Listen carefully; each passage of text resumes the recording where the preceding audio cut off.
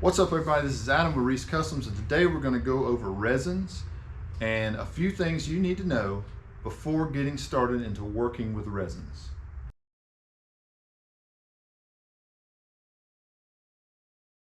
So the first thing is, why do you want to use resins? Now, you can use resins for a ton of things. You can cast parts, you can make toys, you can make decorations, you can make pins and knife handles, you can duplicate parts. I do a lot of that stuff. You can encase flowers in resin for collectibles. You can use resin when building parts if you're fiberglassing or using carbon fiber.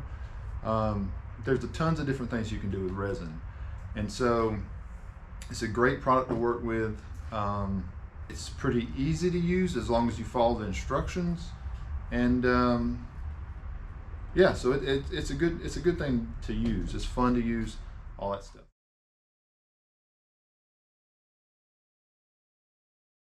All right, so when you're first starting out your journey in resins, you're going to want to Google some stuff. You're probably going to look on Amazon. That's where everybody shops now. So you're going to search resin, and there's going to be a ton of different resins. It can get confusing, and you're going to see a lot of terms and definitions with the various resins. So some of the main definitions we're going to go over are pot life, demold time, and cure time. Those are things you're going to want to keep in mind when you're picking out a resin for your specific project. Now, first thing we'll talk about is pot life. So what does that mean? So basically, that means when you mix the two parts together, all resins come in two parts, unless it's a UV cured resin, which I don't work with that, so I'm not going to talk about that. I'm going to talk about two-part resins. So all resins come in two parts, and once you mix part A and part B, or resin and hardener, or resin and catalyst, whatever the two parts may be called, you have a limited amount of time before it starts the curing process. And so that's what pot life is referred to. So you may see a 45-minute pot life like on this amazing clear cast, or you may see a 10-minute pot life like on this resin here. I have some Aluminite clear coming in. It's got a 7 or 8 minute pot life. Now, some things to think about is, do you want a longer working time or a shorter working time? Well, there's pros and cons to both. Let's say you're pouring something larger.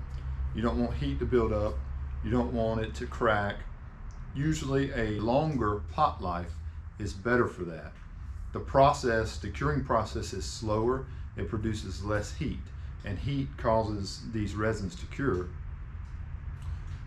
So it sounds simple, like let me just get a longer pot life and I'll have all the time in the world. I don't have to rush. Everything will be all good. Well, in most cases, you can do that. So there may be some cases where you want a shorter pot life. And those cases would be, let's say you're working with multiple colors. Well, imagine pouring some red liquid and some blue liquid together into a cup. They're going to mix together and you're going to have purple liquid, right? So resin is kind of the same way. Let's say you have an orange and a blue, and you want those colors to be separated. Well, with a longer pot life, it's going to give those colors more time to mix together, and a lot of times you won't be able to differentiate the two original colors. You'll just have your new color, and your blank is not going to turn out like you want it to. With a short pot life, you can wait, you can have your two colors mixed up, and you can wait almost until they're about to start curing, and you pour them together, and then those colors will stay separated a whole lot better, and there'll be a lot more variation in your part. So that's sometimes where you may want a short pot life. Also, shorter pot life resins usually can be demolded and are cured faster. So if you are in a rush or you don't want to wait 3 or 4 days before you can use your part, go with a shorter pot time. Another word I mentioned just now was demold time. So the demold time, simply put, is the amount of time you need to let your part sit in the mold before you can take it out. It's pretty simple. The last definition we'll cover is cure time. So cure time similar to demold time, but your demold time is usually going to be sooner than your cure time. Now basically your cure time just says this is how long before it's fully hardened, it's in its final state, this is what it is. Some of them could be a week or so, some of them could be 12 hours, it just depends on the resin.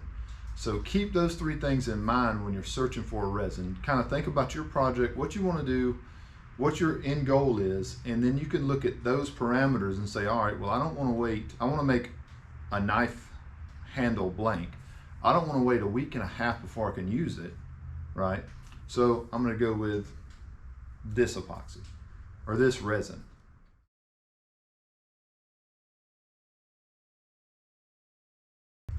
So now we're going to talk about the different types of resin. Now all of these products on the table, there's 4 different products and they are all resin. They have that in common, but there is a difference between one of them. And does anybody know what it is? So the difference is this product, and this product are epoxy resins. This product is a polyester resin. So what's the difference between polyester and epoxy? So epoxy resin, let's start with that one. So epoxy resin, if you've ever heard of like carbon fiber parts, they use a carbon fiber material, matting material, and they impregnate it with an epoxy resin. Very, very strong, very durable.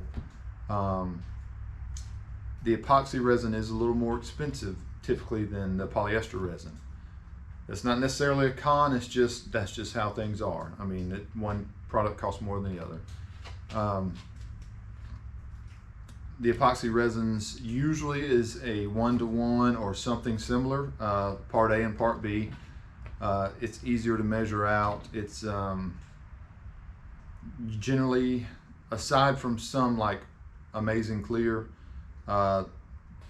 generally a longer pot life than polyester resins. It's just, they're a great resin to work with. Okay, so now let's talk about polyester resins. And so polyester resins, you'll see it comes with your resin and then your catalyst, which that one's empty, but your catalyst.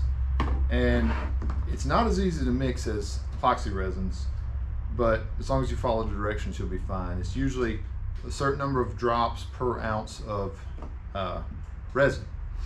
So one thing about them is they're generally cheaper than epoxy resins. It polishes up better in my opinion.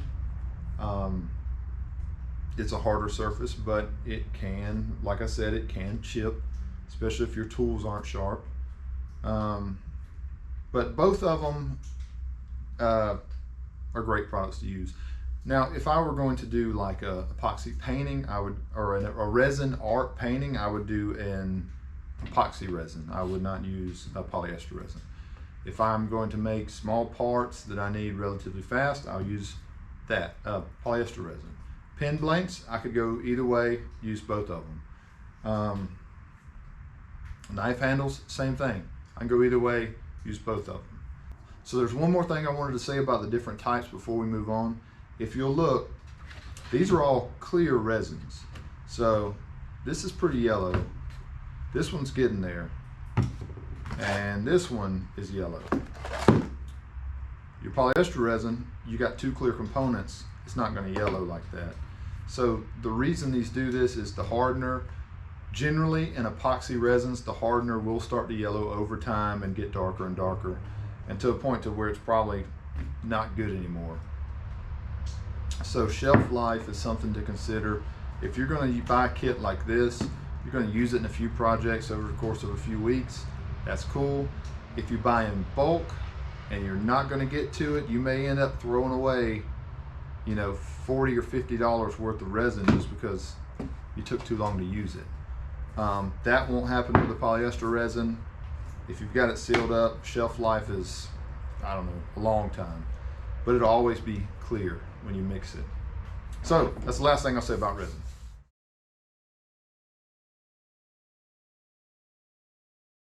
All right, so that's a little bit about each type of resin. Let's talk about where to get them. So these I ordered offline. I got them on Amazon. But these two, if you want to go be local, you want to pick some up this afternoon, You can go to Hobby Lobby, Michael's, Joann's, I think maybe has some, but mostly I go to Hobby Lobby or Michael's. You can find both of these products there. Like I said, this one's a little bit cheaper than this one, but just keep in mind your end goal for your project, and that'll help you decide which one to get. So relatively easy to get. I think there's probably a Michael's or Hobby Lobby or something craft store. Sometimes you maybe you can find it at Walmart. I've never looked at Walmart. If you want to go for a tabletop type resin, Lowe's or Home Depot sometimes has these in kits. Not this brand, but they'll have kits of, I'm not sure the brand. But there's many places you can get them locally.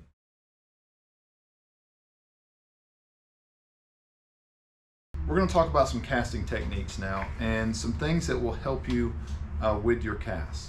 Now, these are not required. You certainly can cast in the atmosphere, open atmosphere, and your product will come out. It will cure just fine. What these do is these aid in reducing the amount of bubbles in your piece.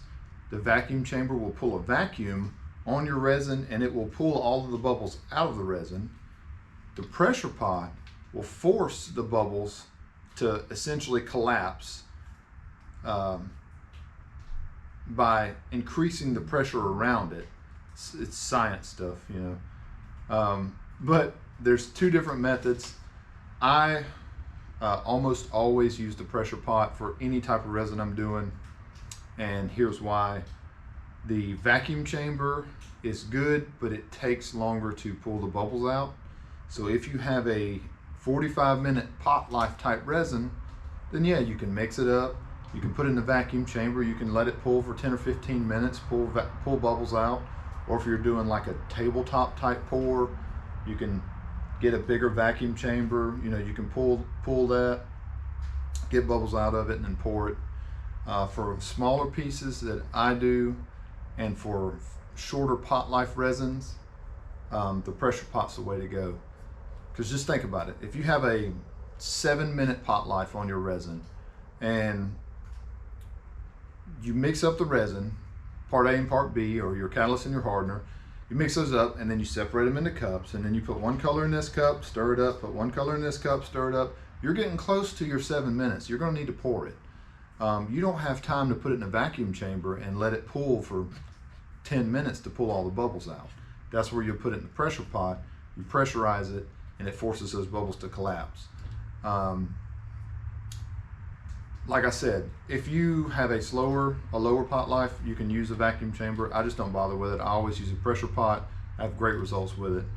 But like I said, you don't have to have either one of these. So I'll talk about my equipment real quick. This is just a very dusty car refrigerant vacuum pump, and I just have a quick connect on it. This is a glass vase I got from Walmart or Michael's or maybe Hobby Lobby somewhere. This is a piece of cutting board. I turned on the lathe, I cut this channel in it, and I filled it with silicone, and then I got some basic plumbing fittings. You set that on there. Once it starts to pull a vacuum, it will seal against the silicone. Works great. I think the whole thing was less, with the fittings, everything was less than like 20 bucks. The pressure pot, a little more expensive. This is a paint pressure sprayer system from Harbor Freight. You would pour paint in it and pressurize it and then run a hose out and spray with it. We didn't do that, obviously. We reconfigured it a little bit. There's tons of videos on YouTube for that. But basically, we put pressure in it and don't want it to come back out. So we don't want that paint, you know, to come back out. I left a pressure relief valve on it, but I have a little bit of tape on it because it starts leaking a little early. It's just a crappy pressure relief valve. And I got a pressure gauge. I pressurize mine to about 40 PSI. The tank itself, I know, can handle more than that. I don't push it though. This will start going off about 45, 50. So perfectly safe, you know, nothing to be scared of. But this option here is about 80 bucks. But, so which one do you want to use? You know, this thing here, the vacuum pump, is like 100 bucks back when Harbor Freight used to have coupons. So you got 120 in this, and you have, you know, 80, 90 in this, maybe once you get new fittings, but you have to have an air compressor. So if you don't have air compressor, well, you know, what do you do? So just some things to think about. If I could pick between the two, I would definitely say get the pressure pot. It's just going to make your items come out a lot better, especially when you use, you want something to be clear. Bubbles show up really bad in clear stuff. Also, bubbles are a problem in like knife handles or pins, because it'll leave a void. And so you're turning your pin, or you're sanding down your knife handle, or whatever it is, and then you'll find a hole, and then you got to fill it, and all that stuff is aggravating. So that's just a few little casting technique things we talked about.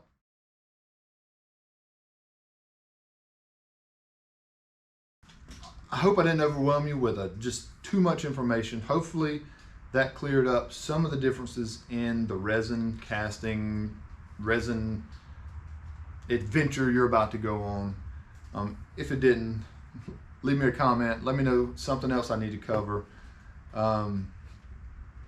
You can't really go wrong when you're starting out. You can't really go wrong with either one of these. If you're making like earrings, jewelry, or you're making pins, or pin blanks or anything like that, you can't go wrong with either one of these. It's just personal preference. Hopefully you enjoyed this short, not really short. In my head it was supposed to be shorter than it is. But hopefully you enjoyed that. If you did, please don't forget to hit the subscribe button and give me a thumbs up, and leave me a comment and let me know what you thought. And the next video out will actually be using none of these. My amazing clear will be in, so we're going to use that for our truck emblem. So if you saw my last video of the silicone mold making, we're going to complete that process with a duplicate of the Transformers logo out of the amazing clear, put it on the truck. It's going to be pretty cool. So hopefully that helped you out, and have a good one.